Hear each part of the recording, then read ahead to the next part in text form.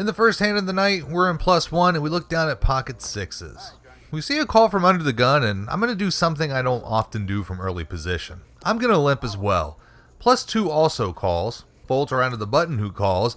The action's on the small blind and he bumps it up to $12. Every one of us that limp calls, so we're headed off to a flop 5 ways. The flop is 10-7-4 rainbow, so pretty dry unconnected board here.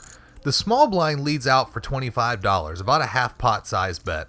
I decide to go ahead and call. When the action gets to +2, he shoves for $34 more. It's back on the small blind, who then asks what I have behind, about $145.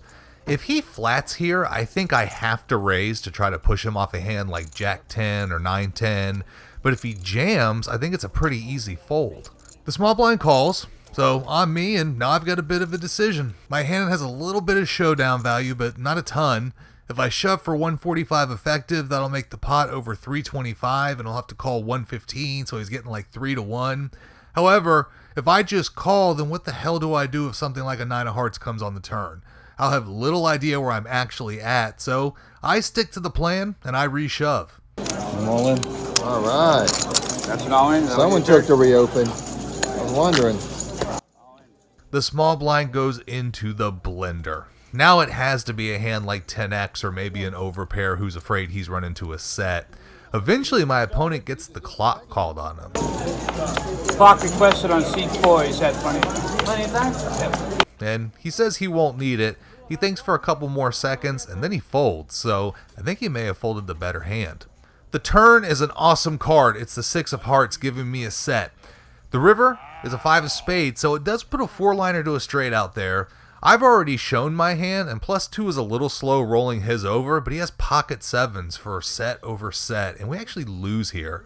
The small blind did have Jack 10 of hearts, so I did get him to fold the better hand. Obviously, knowing what the turn is, it sucks. Would have been better to get paid, but I like the play I made, which was technically getting the better hand to fold.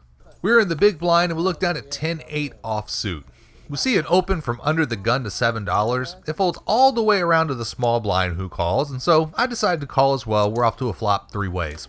The flop is Jack 9-7 rainbow. Yep, I flopped it. Even better, the small blind leads for $15. I decide to go ahead and just flat here, as I'd like to bring under the gun along with me, and not only does it come along, but he bumps it up to $40.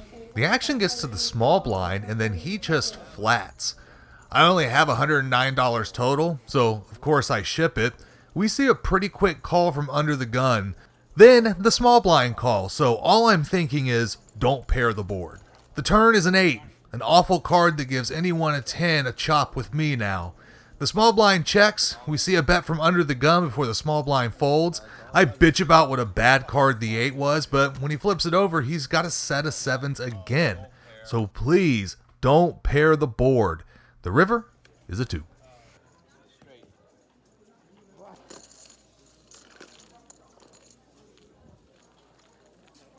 We are straddling from the button and we look down at King Jack offsuit. It folds around to a middle position player who bumps it up to $20. I'm the only caller, so we're going to go off to a flop heads up in position. The flop is 9-10-3 with 2 hearts, so I flopped a gut shot straight draw here. My opponent leads out for $40. It's a pot-sized bet. So when he bets this amount, I feel like I might be up against something like an overpair. I go ahead and just flat here to see what develops. We're off to the turn. The turn's a sneaky card. It's the king of clubs. It gives me top pair to go along with my straight draw now, but it does bring in a second flush draw. Once again, my opponent leads out, and this time for $50, so it's a much smaller bet given the size of the pot. My opponent has about $250 behind at this point, so how does the rest of this hand play out? If he had an overpair like jacks or queens, it could explain why the bet got smaller there on the turn. Other hands that can make sense here are hands like Jack 10 or Queen 10 suited, where they have like a pair and a flush draw. So I want to raise to an amount that will make his decision to either fold or to reshove. There's no way he can flat call in this spot. So I settle on a bet of $175, and right away you can see visibly that this upsets him. So now I'm really targeting his hand to either queens or jacks, and he just can't decide if I've got it or if I'm bluffing. After some thought, he eventually shoves and I snap it off. The river is clean and he shows pocket queens and we win. Another hand where I think I made a great bet at just the right size to get done what I wanted.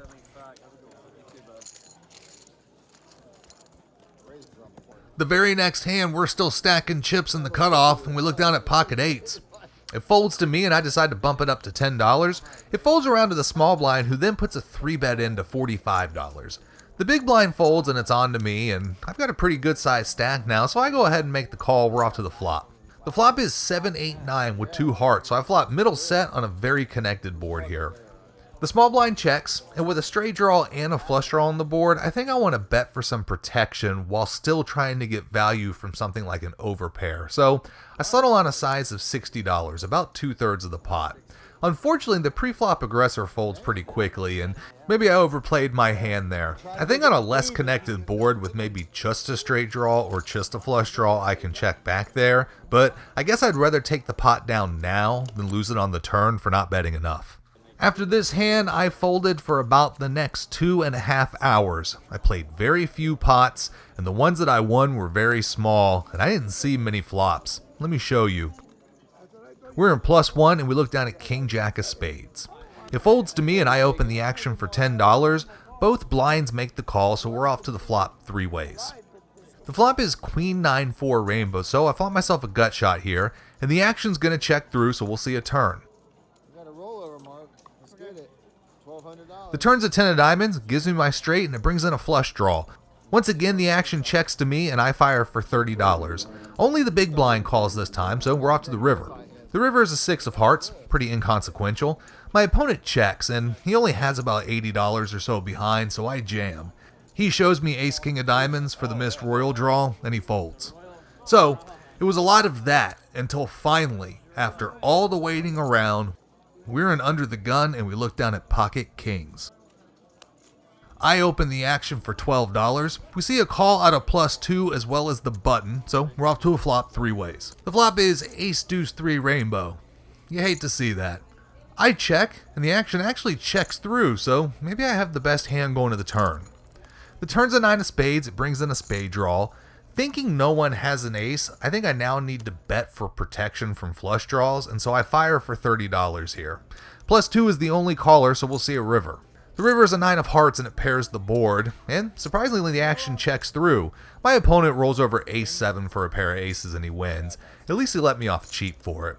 I noticed that over the last 10 minutes or so we had lost some action players. The table had been pretty good all night, but I was card dead, and once my cards got good, the table just wasn't good anymore. So instead of trying to make things happen, I decided to book the win. Wrapping that one up, a pretty short session. I gotta admit, with the way it started, I thought this was gonna be a long one. I was ready to settle in and play all night, but then not a whole lot happened. So I decided to go ahead and book my win into the game for $200, out for $570. If you enjoy, like and subscribe. See you next time. If you enjoyed this video, please make sure to drop a like and subscribe to the channel for more poker content. And you can follow me on Instagram at 7cardflushpoker.